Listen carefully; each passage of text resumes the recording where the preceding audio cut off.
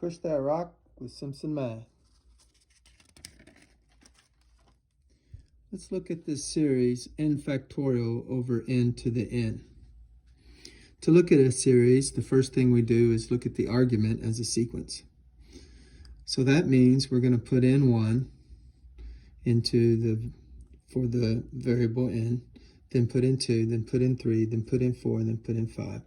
When we put in 1, we get 1. When we put in 2, we get a half.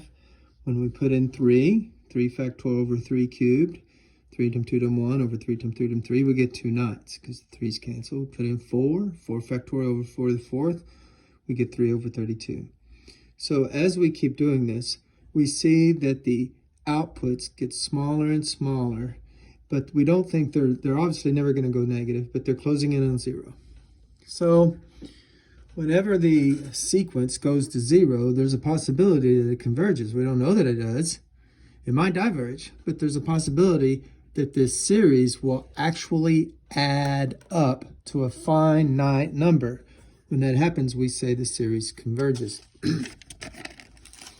So here's the terms of the sequence, but the series is adding those terms up. So we have 1 plus a half plus 2 ninths plus 3 over 32 plus 24 over 625 and so forth. Now, one way to approach determining whether or not it converges is to look at the partial sums. Partial sums mean we're going to take this first sum, 1, then we're going to look at the next sum, which is 1 plus a half, and so forth. Here I've done it. So we have 1, that's the first partial sum. Then we have 1 and a half, or 3 halves, because we add 1 plus a half. We add the first 2 terms, we get 3 halves. Then we add the 1, 2, 3, the first 3 terms. So we have 1 plus a half plus 2 ninths, and that gives us 31 over 18.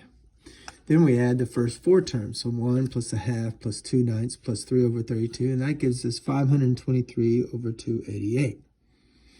Then we add the first 5 terms, and we get this fraction here, 333,787 over 180,000. Can't really tell what's happening here. This is 1, 1 and a half. 18 goes into 36 twice, so this is not quite 2, maybe about 1.7 something. See, if I double 300, I would have 600, so 288 doubled. We can be short of 600. Do a little reasoning, and you say it's about 1.8. Double 180,000. We're back over here where this one is like this one. You know, you double 18, you get 36, which is bigger than. So, you know, but it turns out it's about 1.85. Notice how much we're going up by. Oh, yeah, that was the sequence from before. A half and then 2 ninths and so forth. So, yeah, see, the amount it goes up by is getting smaller. That's what we determined at first when we saw that it was converging to 0. This might converge. We may be adding in such successively smaller things that maybe this converges to something. I don't know what, but, you know, maybe it converges to something like 2 or 2.5 or 3 or something smaller.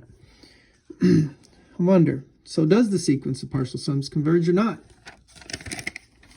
Well, we're going to do the ratio test.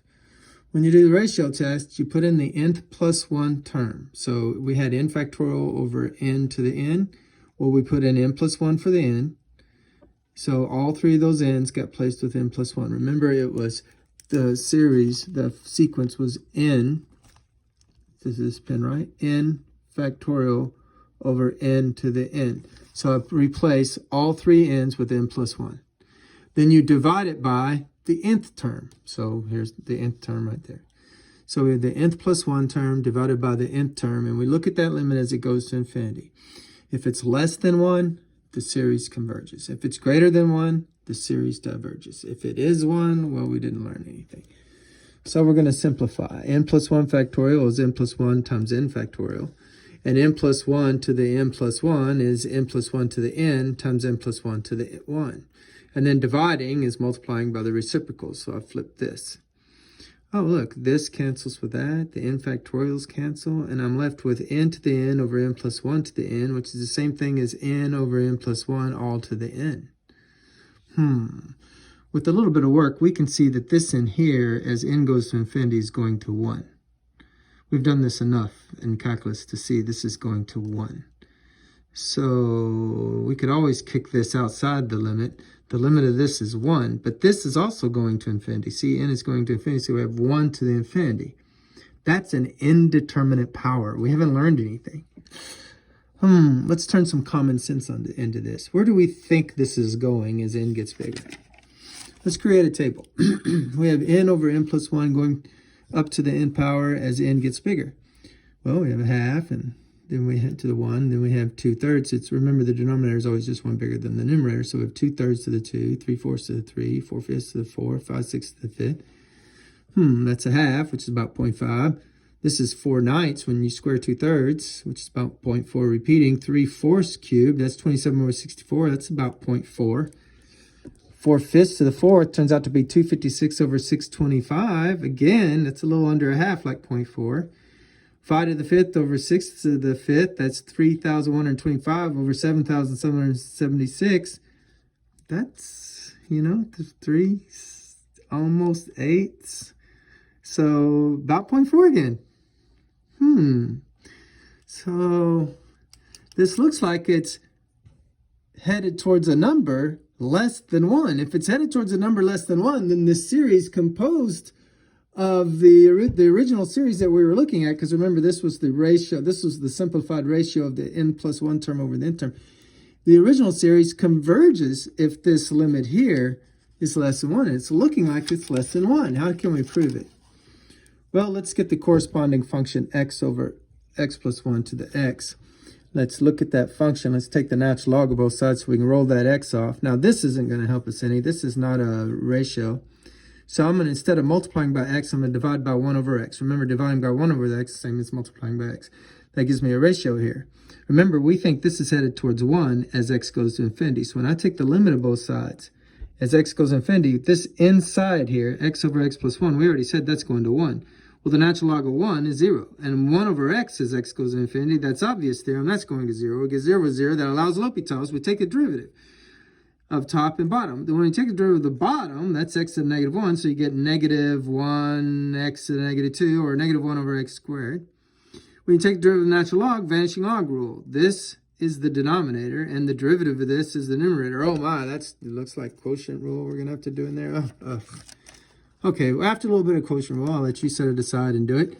I get 1 over x plus 1 squared over that argument x over x plus 1. And remember, it's all divided by the derivative of 1 over x, which was negative 1 over x squared, which we are going to eventually multiply by the reciprocal here.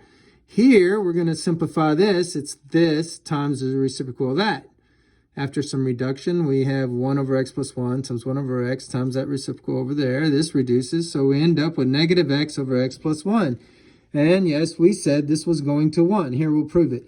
You get infinity, when you put infinity in, you get infinity over infinity. Oh, L'Hopital's, take the derivative. Derivative of the top's negative 1. Well, it's negative 1 this time because of the negative. But anyway, it's similar to when we had n over n plus 1. So we get negative 1 over 1. Oh, that's negative 1. Meanwhile, remember, we took the limit of both sides, and the limit of a natural log is the same as the natural log of the limit.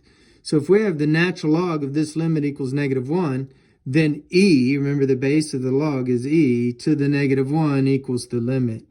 So the limit of the n plus 1 over nth terms ratio is e to the negative 1, which is 1 over e, which is definitely less than 1. In fact, it's about 0.37. Remember, we thought it was going to about 0.4? Anyway, it's less than 1. When the limit of that ratio, the nth plus 1 term over the nth term, is less than 1, the series converges. So the series of n factorial over n to the n converges. Math made simple. Simpson Math.